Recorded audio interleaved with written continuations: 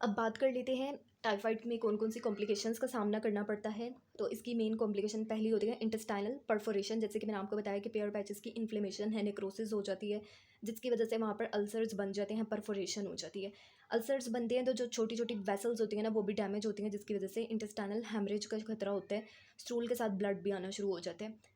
Ulceration की बात की, अल्सर्स बने हुए हैं वहाँ पे, तो इन्फेक्शन जो है वो उन अल्सर्स की वजह से पेट की झिल्ली को भी मुतासिर करता है, पेरिटोनाइटिस हो सकता है। न्यूरोलॉजिकल सिम्टम्स भी हो सकती हैं जिसमें कन्फ्यूजन होती है और इंसेफेलोपैथी यानी कि इम्पेयर्ड ब्रेन फंक्शन हो जाते हैं। मायोकार्डाइटिस, हार्ट की इन्फ्लेमेशन हो सकती है मस्कुलर लेयर की। उसके अलावा ये रेयर होता है osteomyelitis, meningitis and gall bladder colonisation. अब ये जो गाल ब्लैडर कोलोनाइजेशन होती है ना, इसमें ये होता है कि बेशक पेशेंट जो है वो ठीक हो गया है टाइफाइड से, लेकिन फिर भी जो साल्मोनेला टाइफी बैक्टीरिया होता है ना, उसकी गाल ब्लैडर में पहुंच जाता है और गाल ब्लैडर की एपिथेलियम के साथ चिपक जाता है।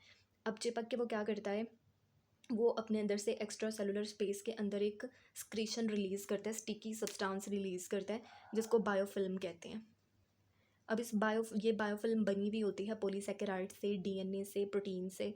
अब इसमें रह के ये खुद को रेप्लिकेट करता रहता है, डिवाइड करता रहता है, मतलब रेप्लिकेट करता रहता है, मल्टीप्लाई करता रहता है। फॉर एग्जांपल अगर ये बैक्टीरिया है तो इसने ये वाली स्टिकी सब्सटेंस अपने इर्द गिर्द रिलीज़ कर लिया। अब इसमें सेफली ये मल्टीप्लाई करता रहता है, बाइल का इसके ऊपर कोई असर नहीं होता और ये इजीली फिर वहाँ पर कह लें कि अपनी तादाद को बढ़ाता रहता है और फिर यहाँ से ये झड़ झड़ के यानी कि शेड होके ये फिर स्टूल में भी आता है। तो यही वजह है, मैंने आपको पहले भी बताया कि जो टाइफाइड का पेशेंट होता है उसके स्टूल के अंदर बहुत बड़ी मिकदार के अंदर, बेशक वो ठीक भी होगा लेकिन बहुत बड़ी मिकदार में साल्मोनेला टाइफी बैक्टीरिया मौजूद होते हैं जो कि हेल्दी पर्सनस को इन्फेक्ट कर सकते हैं।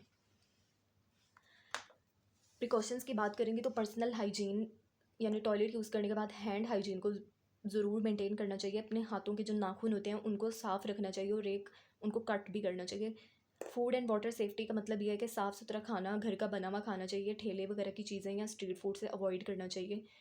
इसी तरह अगर टाइफाइड का जो पेशेंट है उसकी जो सर्फेसेज हैं या टॉयलेट हैं उसको डिसइंफेक्ट करते रहना चाहिए और इसकी जो है वो प्रॉपर केयर करनी चाहिए। हेल्दी पर्सनस इससे थोड़ा सा मतलब दूर रहें तो बेहतर है, क्योंकि साल्मोनेला टाइफी इसकी मतलब कि छोड़ी हुई चीज़ों को ना खाएं और इसके वॉशरूम को यूज़ ना करें, क्योंकि साल्मोनेला टाइफी इस तरह से ओरोफिकल रूट के ज़रिए क्योंकि बॉडी में चले जाता है, इसलिए स्प्रेड से बचने के लिए उसकी सिम्टम्स को मॉनिटर करें। अगर उसके में हेडेक आपको देखने को मिल रहा है, उसको पेट में दर्द है, बुखार है, तो उसको ट्रीटमेंट फौरी प्रोवाइड करें। सपोर्टिव केयर में क्योंकि फ्लूइड बॉडी से लॉस हुए हुए होते हैं तो उसकी हाइड्रेशन को यकीनी बनाना चाहिए, उसको ओआरएस का यूज़ करवाना चाहिए। अब आ जाते हैं इसकी होम्योपैथिक मैनेजमेंट के ऊपर। होम्योपैथी में हमेशा मेडिसिन्स जो हैं वो प्रेस्क्राइब की जाती हैं पेशेंट की साइकोलॉजी को देखकर, उसके बिहेवियर को, उसके टेम्परामेंट को, टोटलिटी ऑफ सिम्टम की बेस पे रेमेडीज़ को प्रेस्क्राइब किया जाता है। तो और मोस्ट इंपॉर्टेंटली पेशेंट की इंडिविजुअलाइजेशन को देखा जाता है। तो इसलिए इसमें मैं जस्ट आपको अवेयरनेस के लिए बताऊंगी टाइफाइड की मेडिसिन्स। बैप्टीशिया, अब बैप्टीशिया में जो है वो पेशेंट को बहुत ज़्यादा बुखार के दौरान बहुत ज़्यादा कमज़ोरी होती है, स्वेयर किस्म के उसको मसल्स पेन हो रहे होते हैं, उसका सांस, उसका पसीना, उसका स्टूल, उसका यूरिन बहुत बदबूदार होते हैं। इसके अलावा पेशेंट बहुत ज़्यादा निढाल हो जाता है, खाना पीना उसका मुश्किल हो जाता है, सिर्फ लिक्विड चीज़ें वो निगल सकता है ये। और उसको जो डायरिया होता है वो ब्लडी स्टेन्ड होता है, यानी उसके ऊपर मतलब खून मिला डायरिया होता है। इसकी एक मेडिसिन आर्सेनिकम एल्बम भी हो सकती है। आर्सेनिकम एल्बम में बहुत ज़्यादा बेचैनी होती है, ख़ास तौर पर रात के वक्त उसकी बहुत आधी रात के वक्त तबीयत ख़राब हो जाती है, बेचैनी होती है, घूंट घूंट पानी पी रहा होता है। इसके अलावा बर्निंग किस्म का ऑफेंसिव इसको भी डायरिया होता है।